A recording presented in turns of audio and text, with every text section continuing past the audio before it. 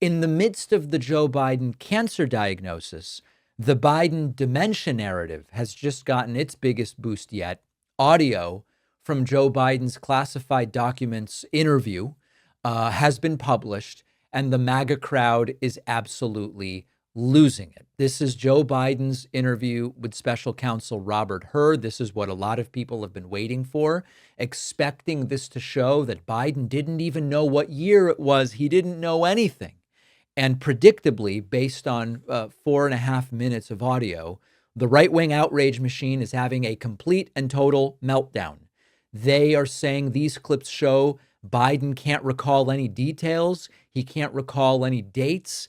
And now the headlines are flying around. Proof of dementia, unfit to serve. Biden was disabled. MAGA influencers are sort of acting like they've uncovered, the Zapruder film of cognitive decline. Now, I'm going to be very upfront with you, as I always am. I've already said for a long time that Joe Biden shouldn't have run for re-election. I said it all along politically. And then on the decline issue, I came to that conclusion after his June 27th debate performance, which was a disaster. Biden had obviously declined. Now, what this audio sounds like to me, frankly, is someone being extremely cautious in a legal interview, maybe even to the point of being dishonest. Now, we'll talk about whether dishonesty or cognitive decline are worse. But before we even dive into this audio, understand that Biden sat with Robert Hur for 6 hours of interviews. What has been selectively released are about 4.5 minutes. So at the top level, understand that you're getting a carefully curated 4.5 minutes out of 6 hours. Now, let me lay it all out. We're going to listen to some of the audio, and then you tell me whether you agree with my assessment or you disagree. But first, let's listen to it. So during this time, we were living in Chambers Road, and there were documents related to the Penn Biden Center or the Biden or the cancer for your shot or your book. Where did you keep papers that related to those things that you were actively working on? Well, I don't know. This is what, 2017, 18, that area? Yes, sir. Remember, in this time frame, my son is either been deployed or is dying. And so it was, and by the way, there were still a lot of people at the time when I got out of the Senate that were encouraging me to run in this period, except the president.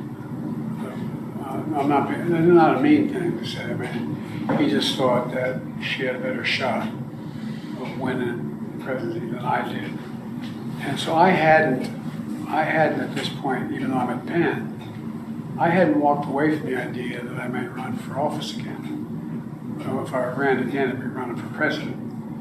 And so what was happening though, what month did Bo die? May 30th, 2015. Was it 2015 he died? May 2015. I think it's 2015. I'm not sure the months are, but I think that was Yeah. That's right, Mr. President. And what's happened in the meantime is that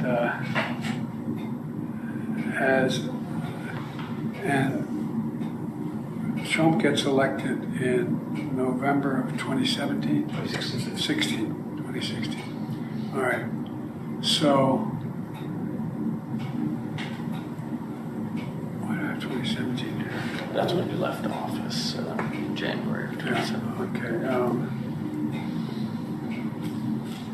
But that's So that's like a smoking gun moment they're talking about, where Biden seems confused about actually the election was 2017 rather than 2016. Biden clearly referring to a document and saying, why does this refer to 2017? And of course, that's referring to the inauguration of Trump. Okay, so Is this video evidence of the guy with the best memory? No, it's not. This is a guy being questioned by a special prosecutor in an investigation about classified documents. What lawyers typically tell people in this situation is don't speculate, don't elaborate, don't recall anything you don't have to. And if you're unsure, you say, I don't remember. Now, we all know that in a trial setting, especially under oath, repeatedly saying, I don't remember, I don't recall, it can become a huge liability. If the opposing attorney knows what they're doing, just relying on I don't remember when you do can be a real problem, because that can be weaponized by a skilled prosecutor, and the evasiveness will paint you as dishonest or incompetent or sometimes both. They box you in, they find contradictions, they bring out documents, timelines, other witnesses to expose your selective memory. If you suddenly remember something later that you said you didn't remember, then it looks like you're lying. If you stick to I don't recall, it starts to sound implausible. So we know that in front of a jury, this stuff can backfire.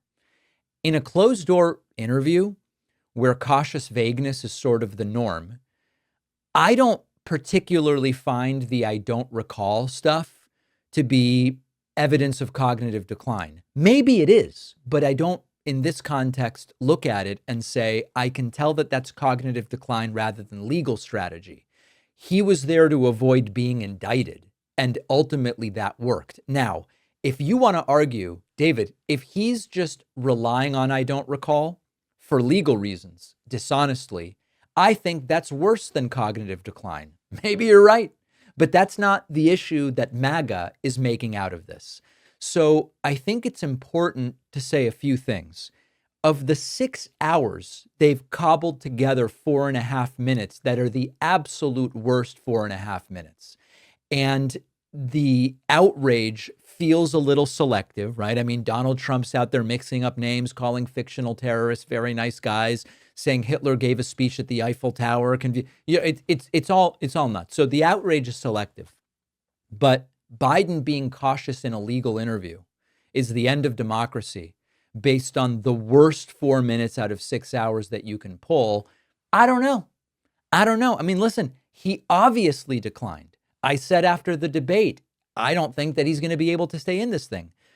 I still think Biden shouldn't have run to begin with, all of that. This audio, for me, it's just not the bombshell that they have determined that it is, not even close. If anything, it's just more proof that in modern politics, how something looks matters way more than what it actually means. And MAGA is betting everything on that illusion because they can't win on reality. Now, in the midst of this, we now have we have the Joe Biden prostate cancer diagnosis that has sucked up a bunch of the energy around this. But the 4.5 minutes, it's not awesome. I don't listen to it and go, this is the most with it person in the world. But as the smoking gun that they've been saying for years now that it is, falls a little flat for me. Am I wrong? I want to hear from you. info@davidpakman.com. Let me know what you think. When it was time for a new mattress, I didn't want to gamble on something generic. I had heard about Helix. I liked that they customized the mattress based on how you sleep. I'm mostly a stomach sleeper, so I took the quiz and ended up with a model that felt tailored to me. I've had it for years. What I notice is I don't wake up with back stiffness. I don't wake up with shoulder pain. I don't toss and turn looking for a comfortable position.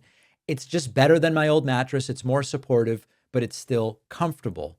Another thing I like about Helix is that there's no one-size-fits-all approach. It's really tailored to you in terms of firmness as well.